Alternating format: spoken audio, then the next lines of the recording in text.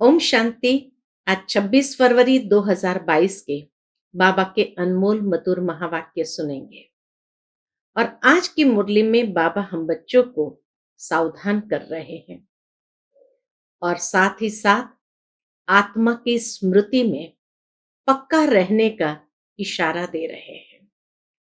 बाबा कहे, हर कर्म करते समय देही अभिमानी होकर कर्म करो, आत्म अभिमानी बनने का अभ्यास करो। क्योंकि बाबा कहे, जैसे ही आत्मस्मृति विस्मृत होती है तो देह अभिमान आ जाता है और देह अभिमान अनेक भूलों की जड़ है। देह अभिमान के आने से अनेक विकार साथ में आ जाते हैं। इसलिए बाबा कहे, रोज अमृत वेले उठकर ज्ञान और योग की वाश धूप को जगाओ ताकि ये भूत भाग जाएंगे। सुनते हैं बाबा के मधुर महावाक्य। ओम शांति। मीठे बच्चे, रोज अमृत वेले ज्ञान और योग की वाश धूप जगाओ तो विकारों रूपी भूत भाग जाएंगे। आज की मुरली से प्रश्न है, कौन सी एक भूल अनेक भूतों को अंदर में प्रवेश कर देती है? उत्तर है, मैं आत्मा हूं। यह बात भूलने से अंदर में अनेक भूत प्रवेश हो जाते हैं। देह अभिमान का भूत सबसे बड़ा है, जिसके पीछे सब आ जाते हैं। इसलिए जितना हो सके देही अभिमानी बनने का पुरुषार्थ करो। आज की मुरली से पहले गीत बजा है, आज अंधेरे में है इंसान। ओम शांति। बाप बैठ बच्चों को इस गीत पर समझाते हैं। भगत भगवान से चाहते हैं, क्या चाहते हैं? कि भगवान आकर हमारी आंखों को अपना साक्षात्कार करा दे, अर्थात इन नैनों से हम ईश्वर के दिव्य स्वरूप को देखें। अब तुम बच्चे तो सन्मुख बैठते हो, तुमने ईश्वर को पाया है, इन आंखों से देखा है। ईश्वर को कैसे पाना होता है वह खुद ही आकर बताते हैं। ईश्वर खुद आकर बताते हैं ईश्वर को कैसे पाना होता है, अर्थात यह नॉलेज देते हैं, समझाते हैं इस तन के द्वारा। ब्रह्मा बाबा के तन के द्वारा समझाते हैं, नॉलेज देते हैं और बताते हैं कि कैसे ईश्वर को पाना होता है। तुम सब आत्माएं भी इस तन द्वारा अपना अपना पाठ बजाती हो। बिगर शरीर तो कोई पाठ बजा न सके। पाठ आत्मा ही बजाती है शरीर द्वारा। शरीर के नाम भी भिन्न भिन्न रखे जाते हैं, आत्मा तो एक ही है। आत्मा खुद कहती है और बाप भी समझाते हैं कि 84 जन्म आत्मा लेती है। आत्मा कहती है हम एक शरीर छोड़ दूसरा लेते हैं। शरीर तो नहीं कहेगा, बाबा कहे शरीर तो नहीं कहेगा ना। अब तुम बच्चे तो जान गए हो कि हम आत्मा है न कि शरीर। बाबा आकर हमको आत्म अभिमानी बनाते हैं। इस शरीर द्वारा आत्मा ही सब कुछ करती है। शरीर के अंदर आत्मा कहती है, इस शरीर द्वारा मैं चलता फिरता हूं। शरीर में आत्मा है और आत्मा शरीर के द्वारा बोलती है कि मैं चलता फिरता हूं। मैं आत्मा जज, वकील आदि बनता हूं। आत्मा कहती है कि हम इस शरीर द्वारा राजयोग सीखते हैं। कितना सुंदर बाबा आत्मा का पाठ पुनः पक्का करा रहे हैं। आत्मा कहती है हम इस शरीर द्वारा राजयोग सीखते हैं, फिर जाकर राजा रानी के लिबास पहनाएंगे। यहां राजयोग सीखेंगे और फिर आत्मा जाकर के सतयुग में राजा रानी के लिबास पहनेंगे, अर्थात चोला धारण करेंगे। अब तुमको आत्म अभिमानी बनाया जाता है। देह अभिमान में आना यही पहले नंबर की भूल है, जिससे फिर और भूलें भी होती है। इसको देह अभिमान का भूत कहा जाता है। हर एक मनुष्य में 5 भूत तो है जरूर। भूतों को भगाने के लिए ही वाशधूप किया जाता है। दुनिया में भूतों को भगाने के लिए वाशधूप किया जाता है। अब ये 5 विकारों के भूत को भगाने के लिए कौन सा वाशधूप करना है? तो बाबा कहते हैं इन 5 विकारों रूपी भूतों के लिए वाशधूप है ज्ञान और योग। ये वाशधूप है। यह कोई जल्दी नहीं भागते हैं। ये विकार भी इतने डीठ हो गए हैं जो जल्दी नहीं भागते हैं। उन्हों को भट्ठी में डाला जाता है, क्योंकि यह 5 विकार बड़े पुराने दुश्मन हैं। बाप कहते हैं बच्चे, तुम्हारे में इन भूतों की प्रवेशता हुई आधा कल्प हुआ है, जब से रावण राज्य चला है। बरोबर भारतवासी रावण को दुश्मन समझकर जलाते हैं। बाबा कहे बरोबर भारतवासी रावण को दुश्मन समझकर जलाते हैं। एक बार इनका खात्मा हुआ है, तब फिर रस्म चली आती है। एक बार जरूर खात्मा हुआ है रियलिटी में, तभी तो रस्म चली आती है। इस समय तुमने इन 5 विकारों पर विजय पाई थी। रावण मुर्दाबाद हो गया था आधा कल्प के लिए। बच्चे कहते, फिर बाबा ये कब जिंदाबाद होगा? ये रावण फिर जिंदाबाद कब होगा? बच्चे, फिर आधा कल्प के बाद जिंदाबाद होगा। द्वापर से ये पुनः जिंदाबाद होगा। अपना राज्य करेंगे। कहते हैं ना राम राज्य चाहिए, तो अब कौन सा राज्य है? रावण राज्य है ना। सतयुग में रावण राज्य ही नहीं होगा, वहां होगा राम राज्य। अच्छा, राम राज्य के पहले पहले राजा रानी कौन थे? कितना सुंदर सिंपल शब्द में बाबा बताते कि अच्छा, राम राज्य के पहले पहले राजा रानी कौन थे? यह भी कोई जानते नहीं। राम राम कहते हैं तो राम को ऊपर ले गए, इसलिए कृष्ण से पहले राम को दिखा दिए कि त्रेता युग में राम और द्वापर युग में कृष्ण। तो राम राम कहते हैं तो राम को ऊपर ले गए, कृष्ण को नीचे ले गए हैं। सतयुग का तो जैसे उन्हों को पता ही नहीं है। तुम प्रदर्शनी में भी लिख दो। क्या लिखेंगे? कि हर एक मनुष्य में 5 भूतों की प्रवेशता है। कम से कम 7 रोज भट्ठी में रहे, तब यह भूत सब भागे। कम से कम 7 रोज भट्ठी में रहे, तब ये भूत सब भागे। उन्हों को ज्ञान और योग का धूप चाहिए। उनके सिवाय कभी मुक्ति जीवन मुक्ति पा नहीं सकेंगे। इस ज्ञान और योग का इंजेक्शन एक ही सर्जन के पास है। अब यह ज्ञान आत्मा को मिल रहा है। आत्मा समझती है कि बाबा हमको समझा रहे हैं, और कोई भाषा में ऐसे नहीं कहेंगे कि परम पिता परमात्मा हमको पढ़ा रहे हैं।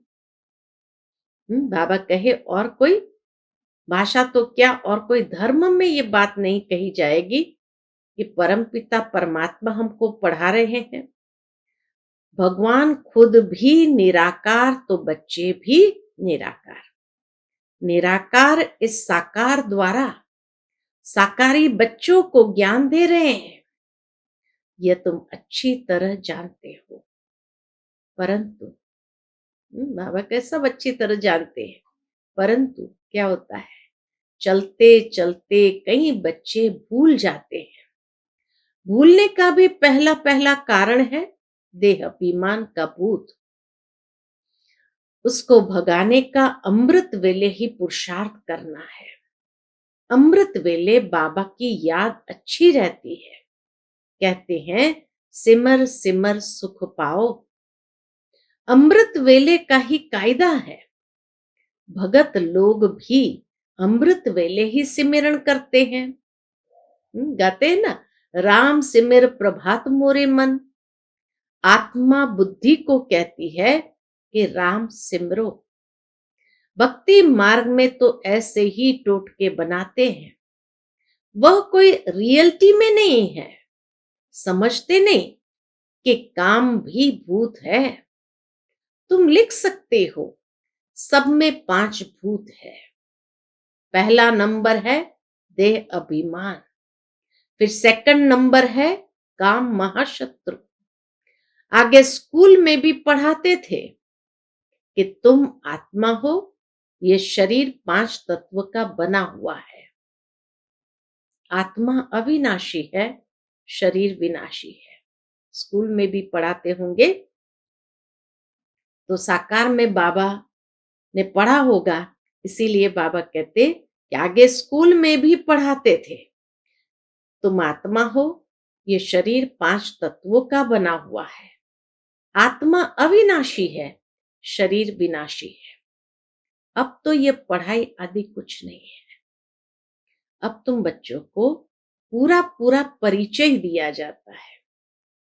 हाँ, स्कूलों में भी ये पढ़ाई है नहीं, इसीलिए बाबा कहते हैं यहाँ पूरा परिचय दिया जाता है। प्रेसिडेंट को जरूर प्रेसिडेंट कहेंगे, प्राइम मिनिस्टर को प्राइम मिनिस्टर। दोनों की एक्ट अपनी अपनी है। वैसे परम पिता परमात्मा और फिर त्रिमूर्ति, उन्हों की भी एक्ट अपनी अपनी है। शिव को कहा ही जाता है पतित पावन। वह ब्रह्मा द्वारा पतितों को पावन बनाते हैं। उनकी ये ड्यूटी है। अब बड़े ते बड़ा तो है शिव। शिव बाबा कब जन्म मरण में नहीं आते। शिव बाबा कब जन्म मरण में नहीं आते हैं, बाकी ब्रह्मा द्वारा सर्विस करते हैं। शिव बाबा है एवर प्योर। ब्रह्मा विष्णु पुनर्जन्म में आते हैं। शिव बाबा तो करण करावनहार है।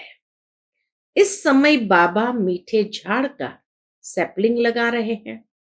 जो और धर्म में कन्वर्ट हो गए होंगे वह सब निकल आएंगे। तो यह इतनी समझाने नया कोई समझ न सके। ये सारी है डिटेल की समझाने। 7 रोज भट्ठी में पड़ने के सिवाय मुक्ति जीवन मुक्ति कोई पा नहीं सकते। तुमने भी भूतों को निकालने के लिए कितनी मेहनत की है। बुद्धि जब पवित्र हो तब ज्ञान अमृत ठहर सके। जब तक बुद्धि रूपी पात्र पवित्र न हो तब तक ज्ञान अमृत ठहर न सके। तो इसीलिए बाबा कहे बुद्धि जब पवित्र हो तब ज्ञान अमृत ठहर सके। तुम बच्चे समझ सकते हो तो बरोबर बाबा की याद भूल जाती है। बहुत देह अभिमान आने से फिर मित्र संबंधियों आदि तरफ लव चला जाता है। कोई को भी मोह का भूत न आए। बाबा कहे कोई को भी मोह का भूत न आए। बाबा को कितने ढेर बच्चे हैं, मोह की बात ही नहीं। जानते हैं आत्मा कभी मरती नहीं, मरने का ही डर रहता है। आत्मा भी अविनाशी है, परमात्मा भी अविनाशी है। वह जन्म मरण में नहीं आता। बाबा कहते हैं मैं इस शरीर का लोन लेता हूं। मेरे रहने से इनको बहुत फायदा है। शिव बाबा के रहने से ब्रह्मा बाबा को भी बहुत फायदा है। इनकी आयु बढ़ जाती है, गुलगुल हो जाता है। इनकी सब खामियां खत्म कर बिल्कुल नया बना देता हूं। शिव बाबा इनकी सब खामियां खत्म कर बिल्कुल नया बना देते हैं। बाबा तो है ही सुखदाता। मेरे कारण ये योग सीखते हैं, तब तो तंदुरुस्त बन जाते हैं। किसको गाली देना, गुस्सा करना, ये सब आसुरी स्वभाव है। सतयुग में ये गाली आदि होती नहीं है। नाम ही कितना फर्स्ट क्लास है। सतयुग का नाम ही कितना फर्स्ट क्लास है। क्या है? हेवन, वैकुंठ, पैराडाइज कहते हैं। क्राइस्ट से 3000 वर्ष पहले भारत पैराडाइज था। इस हिसाब से बरोबर 5000 वर्ष ही हुआ। यह सत्य ज्ञान और सत्य नारायण की कथा कितनी सहज है। बाबा आकर के सत्य ज्ञान और सत्य नारायण की कथा सुनाते, बाबा के कितनी सहज है। हम अभी नर से नारायण बनने की सत्य कथा सुनते हैं। और ये सत्य कथा क्या है? तो बाबा कहे राजयोग। अभी हम नर से नारायण बनने की सत्य कथा सुनते हैं, राजयोग की। फिर यहाँ की बात भक्ति मार्ग में चली जाती है। यहाँ की बातें भक्ति मार्ग में चली जाती है। वंडर है ना। भारतवासियों को पता ही नहीं कि लक्ष्मी नारायण ही राधे कृष्ण थे। इसीलिए हम यह चित्र बनाते रहते हैं। तो मनुष्य समझे। तुम बच्चों के सेंटर वृद्धि को पाते रहते हैं, बहुत चाहते हैं सेंटर खोले। जांच करनी चाहिए कि कितने पढ़ने वाले हैं। सेंटर खोल दो, फिर खर्चा तो लगेगा। तो बाबा कहे जांच करो कितने लोग पढ़ने वाले हैं। स्कूल में स्टूडेंट तो चाहिए ना। पहले 2-4 आएंगे, फिर जास्ती होते जाएंगे। गली गली में मंदिर ठिकाने खुलते रहते हैं। फिर 1-2 को देख बहुत आ जाते हैं। सेंटर खोलने जैसा भी चाहिए ना। खर्चा नहीं है खोलने में, परंतु विघ्न बहुत पड़ते हैं विकारों के कारण। बाबा सावधान भी कर रहे हैं कि सेंटर खोलना कोई बड़ी बात नहीं है, लेकिन वहां जो भाई बहने आएंगे तो जरूर विकारों के लिए विघ्न भी बहुत पड़ेंगे। हम तो सिर्फ गीता सुनाते हैं, परंतु शुरू से इस विष के कारण झगड़ा चलता ही रहता है। समझते ही यहां जाने से विष का प्याला नहीं मिलेगा। इस पर मीरा का इतिहास भी है। ऐसे तो बहुत कन्याएं और बालक ब्रह्मचारी रहते हैं, उनको तो कोई कुछ नहीं कहता। यह तो कल्प पहले भी गाली खाई थी। यह तो होना ही है। कोई तो पवित्रता की प्रतिज्ञा करते हैं, फिर हार भी खा लेते हैं। कल्प कल्प की लॉटरी है। इसमें जांच की जाती है कि कहां तक वर्षा लेते हैं, फिर कल्प कल्प लेते रहेंगे। कहां काम न मिलने कारण फिर क्रोध में आकर हंगामा करते हैं। तकलीफ बहुत देते हैं, मारते भी हैं। फिर जब समझ जाते हैं तो माफी भी लेते हैं। फिर भी अपकारी के ऊपर उपकार करना होता है। वह कहे तुम्हारा कर्तव्य है अपकारी पर उपकार करना। कहेंगे अच्छा, फिर पुरुषार्थ करो। अपकारी पर उपकार कर उठाना बेहतर है।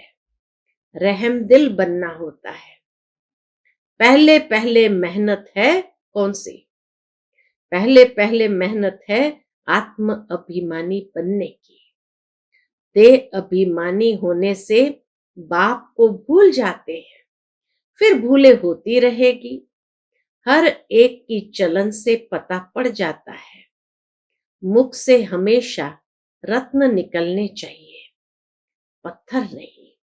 आगे पत्थर निकलते थे, अब रत्न निकलने चाहिए। तुम्हारा नाम ही है रूप बसंत। बाबा भी रूप बसंत है, ज्ञान का सागर है। और उनका रूप भी ज्योतिर्लिंगम दिखाया है, परंतु है स्टार। पूजा के लिए बड़ा रूप रख दिया है ताकि मनुष्य पूजा कर सके, अपनी भावनाओं को अर्पित कर सके। अच्छा, मीठे मीठे सिकिलते बच्चों प्रति माता पिता बाप दादा का याद प्यार और गुड मॉर्निंग। रूहानी बाप की रूहानी बच्चों को नमस्ते। हम सब रूहानी बच्चों की रूहानी माता पिता बाप दादा को याद प्यार, गुड मॉर्निंग और नमस्ते। नमस्ते। शुक्रिया बाबा, शुक्रिया। आज की मुरली से धारणा के लिए मुख्य सार है। पहली पॉइंट, पहले पहले आत्म अभिमानी बनने की मेहनत करनी है। देह अभिमान में कभी नहीं आना है। रहम दिल बन अपकारी पर भी उपकार करना है। दूसरी पॉइंट, भूतों को भगाने के लिए अमृत वेले विशेष याद में रहने का पुरुषार्थ करना है।